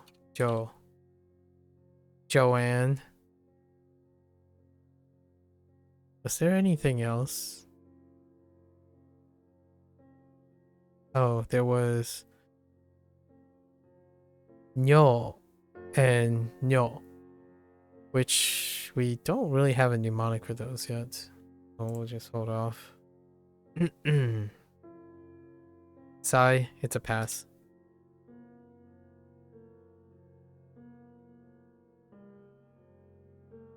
Santa-san. And cultural. That's cultural.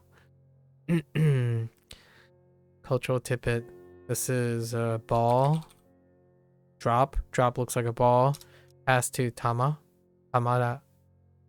I think that was the character's name. Excuse me. This is a pass. She? Because you look like a sheep. Marui, this is a pass.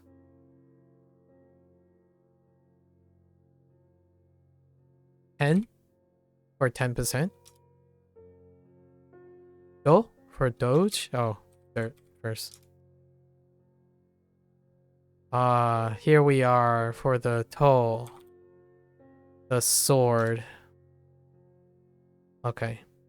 And Tama.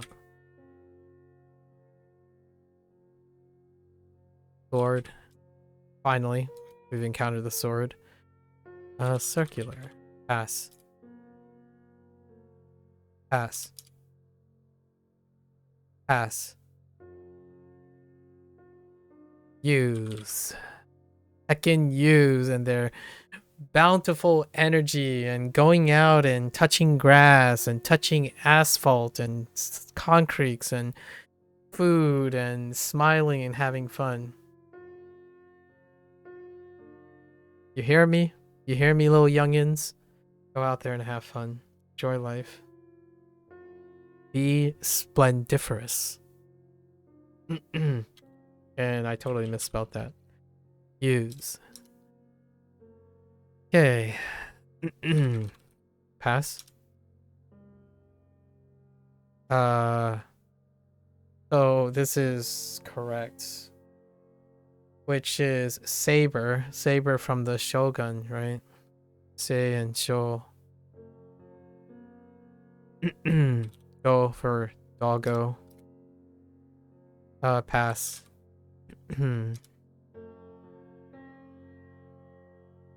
Alright. Chew? As in like Chewbacca shooting? No. This is the wait. Hold up. I think Chew was middle. Sorry. This is the Shogun. Small gifts for the Shogun. Oh. Construction.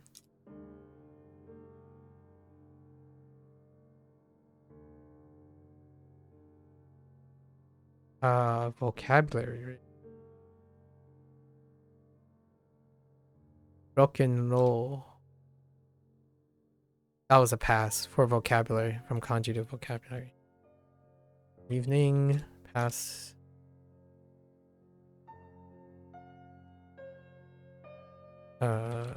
Pass.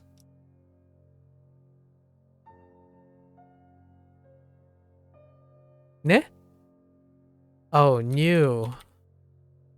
New TP. Oh, we got 2 lessons? Oh, I wasn't expecting lessons. Oh, that's probably from private. It's probably coming from private. Ooh, and advance. Okay, so we screwed up on sword. I mean, we screwed up on power, like, across the board. So we'll have to recover from that. This was a typo. And that's fine. Fair enough. Oh, what stopped this from being introduced? Huh. Let's see. So we have exit. Makes sense. Right? To leave, to attend, to come out, to go out. Yes. So it's the same. We can use to exit. Intransitive. Makes sense. So deru. Right. Deru. Deru. Okay. Since it has, okurigana, we use kunyomi. Keep reminding ourselves that. So you want to exit the room you're in. Why? Because it has a dead body in it. Seriously, you should exit out. It's a dead room. Interesting. Dead room. A dead room.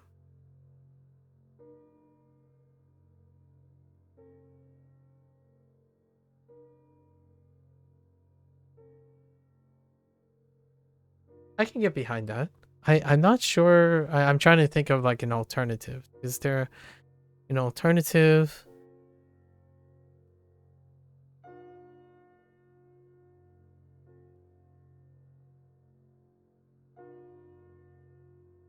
Nah. We'll just try this. So dead room, huh? Dead body. Got it. Oh, and the other one is Deguchi, of course. Let's see. Terebi ni deru. Ne? To turn on? Oh, to be on TV? Oh, wait.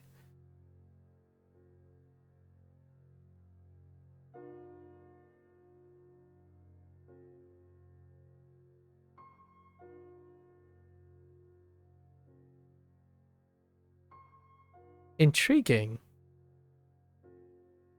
I haven't seen it interpreted that way before. Terebi ni deru. Denwa ni deru. That's one way to say to answer the phone. Soto ni deru. Oh, deru. That's a more my speed. But this one, I would use I would typically use a different predicate. And then to be on TV, I would use a different predicate as well. Interesting. Didn't realize you could do that. あちらの出口から出てください。Okay. Kushami. The heck is Kushami? Kushami ga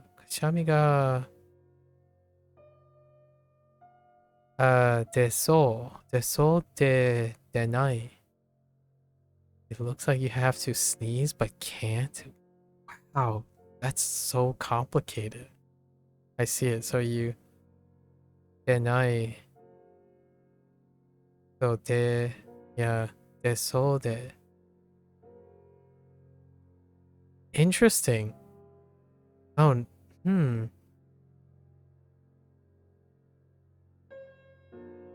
That's so complicated. Right. 레스토랑 가라 돼요.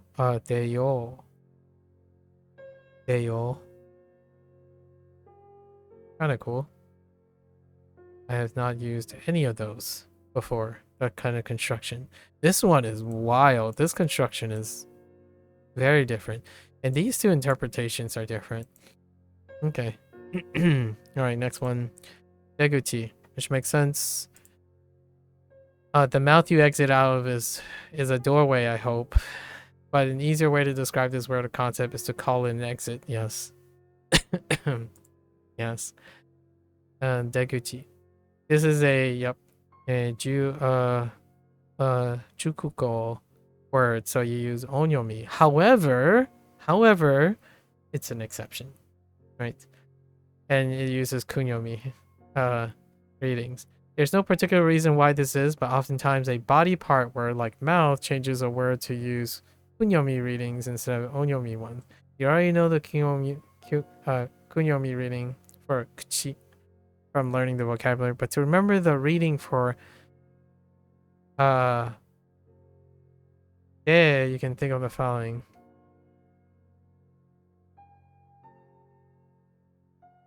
If I exit out this mouth, I'll end up in the ocean. You will be swallowed by a whale, and I will surely end up dead.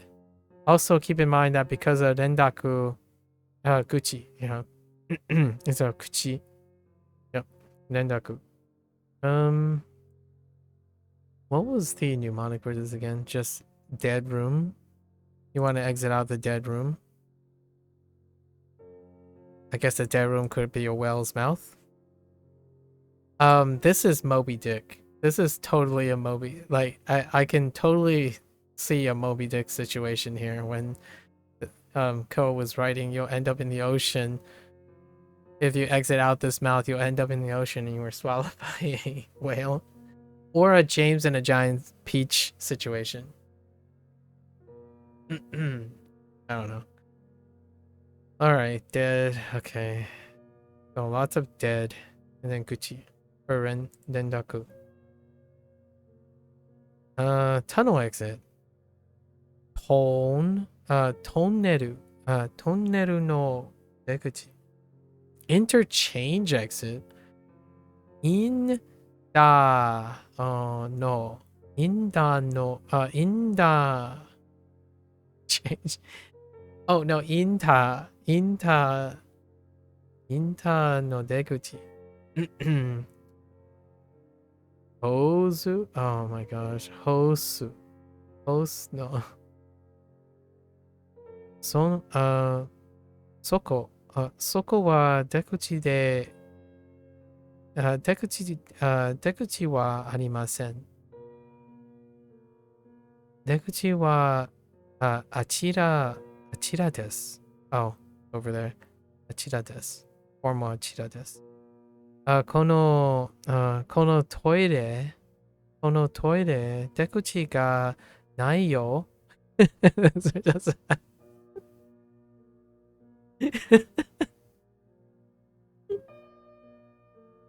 As I was reading it, right when I read Dekuchi ga Naiyo, I'm like, oh no, being trapped in a bathroom.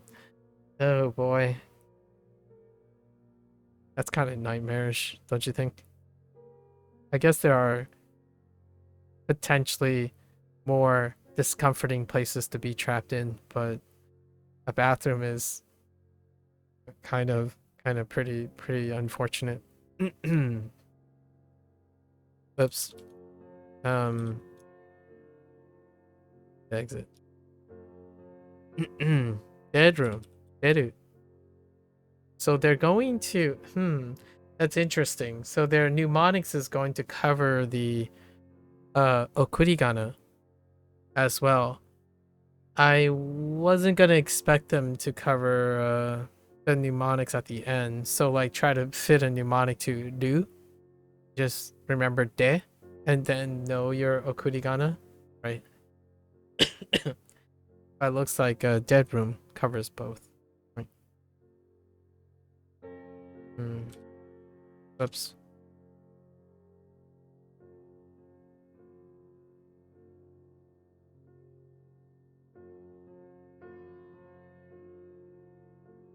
Dun, dun, dun, dun, dun, dun, dun, dun, dun. Okay, let's go over. Let's do some review, right? And then I'll highlight the ones that we are weak in, or I am weak in. And maybe we'll write the. How long would it take for us to write the kana out? No, yeah, let's write the kana out for this. So let's start with, again, our single words. Single words. Right. So here we go. Water. Water. Earth. Does that work? Or dirt? No. Water. Water. Earth. Sword. Narwhal. Street. Legs. Head. Treasure. 1,000. Evening. Child. Small. Bow. Flag. Hair. 5. Heaven. Hand. Writing. Moon. Stop. Leaf. Fire. Dog. King. Middle. Book. Rice paddy. White. Eye. Stand. Cow. Private. Sorry, I was trying very hard not to cough in the middle of that. All right. And then now I think we're gonna do for kanji, right? Is let's do reads instead. I think reads might go a long way here. Right. So reads. Oh, we can do both. Let's do reads first. So, to, do. Oh, I did do this yesterday. To, do. sen, sen, you, you, she, so, sho, sho, cho, maru, sai, chu, go, roku, en,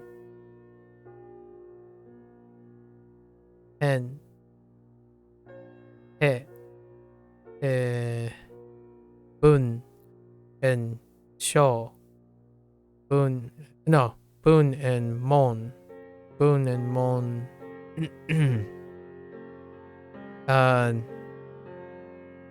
Did I screw this up before?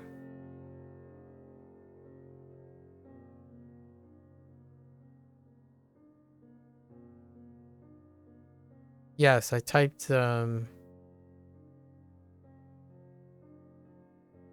something different because or actually this isn't. I thought this was Nietzsche. Nietzsche and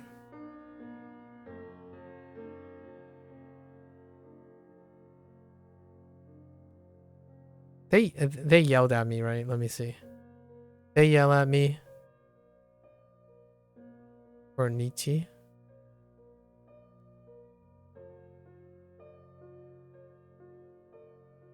Might not have. I'm gonna look at this. We'll put a dot here. Okay. Getsu, Getsugatsu, Getsugatsu, Ki, Sui, Sui, Ka, Inu, Oh,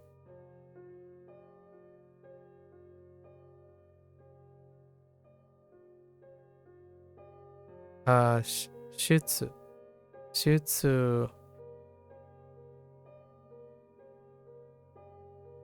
you. Oh, wait.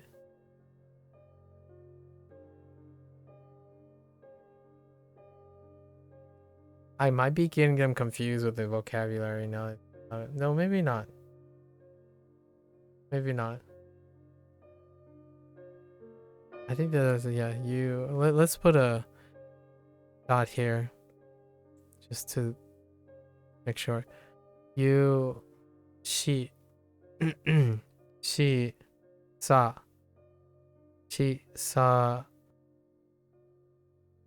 on, se, sho, ama, ha, haku, me, ritsu, no, noma. Let's double check. Oh, this is no. This is fine. He is what I screwed up in the vocabulary section. He is to onyomi. This is yeah, Nietzsche. Yeah, Nietzsche and Jitsu. Okay. And let's look at this again. This is still you. Yes. Okay. Because we don't have this as a vocabulary yet. No. Okay. Yeah, the distinction between vocabulary and stuff, I need to keep that in mind. So, what was one of the distinctions? So, on the 6th day,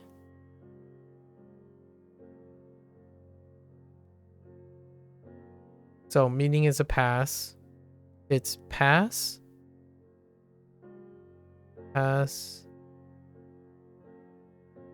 6th day, and road trip, muy bien car, right? Muy bien ka. Then we have first day. Tsuitachi. Tsuitachi pass. First day. First day. Tweet. Tweet. So what are we doing? We gotta think of a verb. Verb. Tweet. Cheese.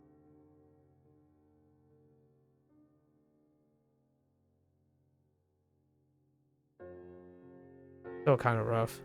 Then we have power. Right. Power. Power pass. Pass. Still power. Right. For pass.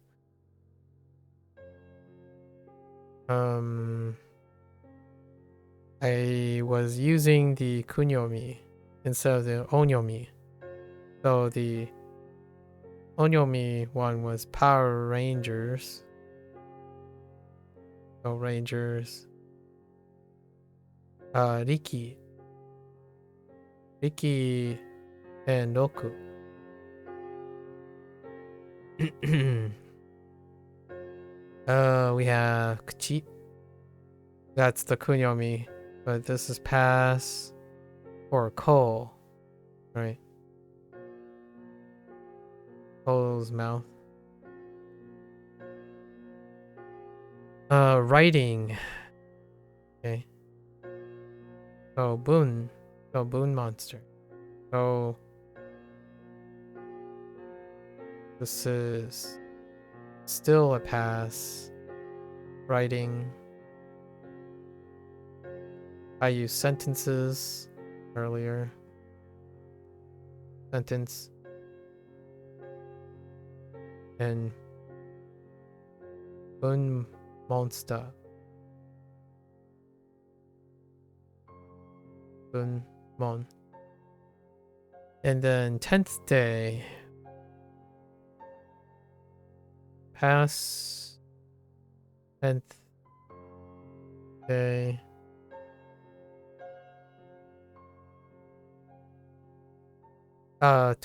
I'm a talker. Is what we're gonna use. Talker. Toka. Okay. Oh hey, there's the daily bot that reminds me I'm live on Twitch. Thank you, daily bot. Judicial occupation. Well, someone who has a judicial occupation when participate in that type of bot spam, but you know, hey. Okay. Alright. So those are our weak ones from the vocabulary section. I think almost all of them are vocabulary except... Oh, not... Okay, so let's distinguish. So this is vocab. Vocab. Vocab. Kanji. So red. Oh, this is where color coding would work really well. Kanji. So these are on. So we see an on.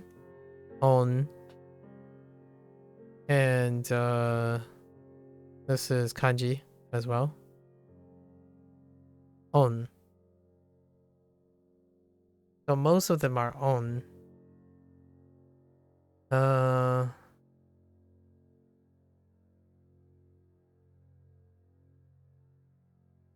And then special. These are all special, right?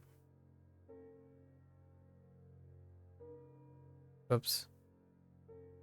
I missed a stroke there. And a stroke there. No one needs to see it. These are special. So we're covering specials as well. So only specials and owns so far. No kunyomi things, which most of the kunyomi vocabulary is pretty okay. So what are the examples that we have kunyomi? All the kun examples are when there's okurigana, like predicates, okurigana, and or adjectives. So e adjectives and do and do verbs. We'll just say verbs, I guess. And then that's the large bulk of the kun related vocabulary at the moment. Other than standalone, that is non-number standalones. So non-number standalones as well. And then the other kun stuff is rendaku related. And I think that's all we have so far. These are the themes for level 1 and 2 put together. Yeah, this is fine.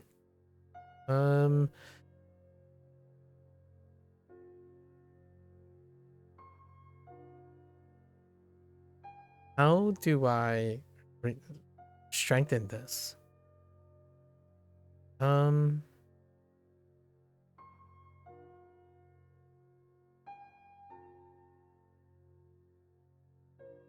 have to brainstorm about this. Strengthen this onyomi. What was Chikara onyomi? I mean, what was Chikara's kunyomi thing? Chikara. Oh, cheeks. Oh, squeeze them cheeks for strength. Chikara works a lot. Man, how right now? Riki and Roku Riki up is not great. Power Ranger. How do I do Power Ranger? We just have to sing Go. You know, we just have to sing the Mighty Morphin Power Rangers song in our head, right? Every time we see power.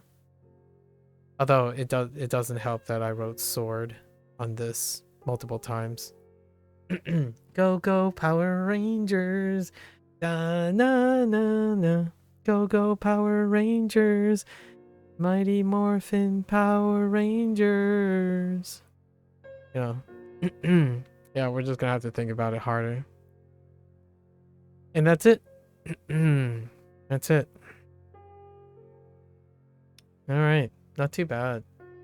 We had some good discussions. Anime and movie and TV shows and stuff. Yeah. So what do we have? Vinland Saga 2. Mo Dao. Zushi. Mo Dao Zushi. Zushi. I have yet to watch that. It's actually on one of my particular lists. Oh, which by the way, if you like there's also one called Kingdom, Blair. And Kingdom is peaking right now too. It's a really long investment though.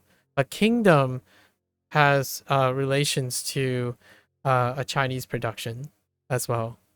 This series, it's peaked, like it's rough at first. Like they really hit their stride. So it's like it's one of those like when you're watching a really long like Breaking Bad or something, you're like, oh, this is pretty good. It's pretty good. And then it starts peaking and it keeps peaking. And you're like, oh, this has got to be the peak. Apparently. I haven't started watching yet. But apparently Kingdom is one of them. Which is, I'm pretty sure is a Chinese production. So when I think of a feudal times, like old feudal things, me you with Grey's Anatomy, yeah, basically, yeah. I would say I didn't watch enough of Grey's Anatomy to get that. However, like House MD would be an example too. Like those middle seasons though. Although I think House MD ended on a high note. Like near some of the near end seasons were great. Like some of the middle, like near end seasons, like, oh no, the show's is gonna come to the end, but they really started peaking. Like, it's great. Beginning was like you kind of get used to it, like, oh, okay, we got to put our sea legs on and whatnot. Yeah. So I think I might hit Kingdom once, but I'm gonna try to like finish Attack on Titan, right? And then we're gonna look at least these two shows, and I think Orb is still airing, so we're just gonna wait. Orb sounds really interesting though. Um it has an element of science involved, you know? That's pretty sweet. Silence and theology involved. The interface between science and theology. Neat. Very neat. All right, folks, that's a wrap for WaniKani today. Excuse me. As always, it's been a pleasure. Hope you guys enjoy the conversations. As always, if you're gonna watch this later, arigatou gozaimasu, right? Until then, mata ne, ja ne to all the Japanese interest party members. I'm gonna get up, stretch a little bit, hydrate a little bit, and I'll be back for Hanzo Hero. Thank you, thank you.